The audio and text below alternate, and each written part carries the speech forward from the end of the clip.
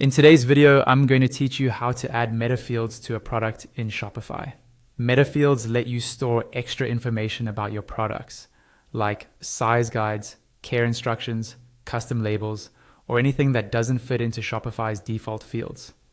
They're powerful because they give you more control over what shows up on your storefront and how it's organized. First, log into your Shopify admin so you're on your main dashboard.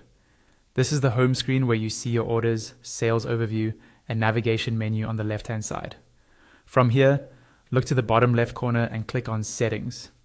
This will open a new page with a grid of different settings options for your store. On the Settings page, find and click on Metafields and Meta Objects. This is where Shopify lets you manage all your custom data for different parts of your store, like products, variants, collections, and more.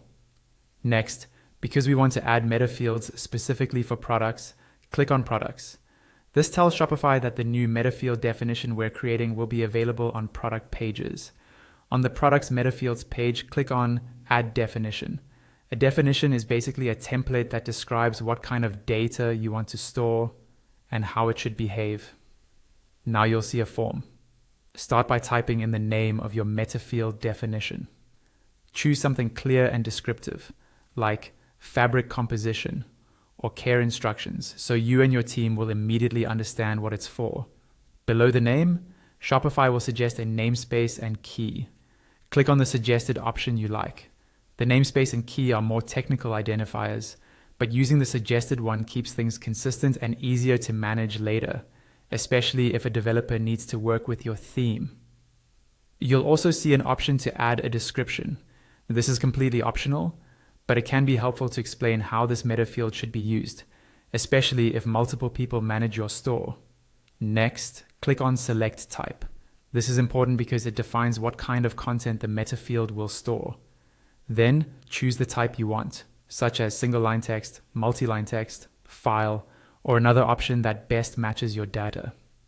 For example, use single-line text for a short label, multi-line text for longer notes, or file if you plan to upload images or documents.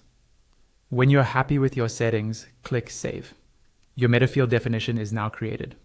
To use it on a product, click on the Shopify logo in the top left to go back to your main dashboard. From the left-hand menu, click on Products.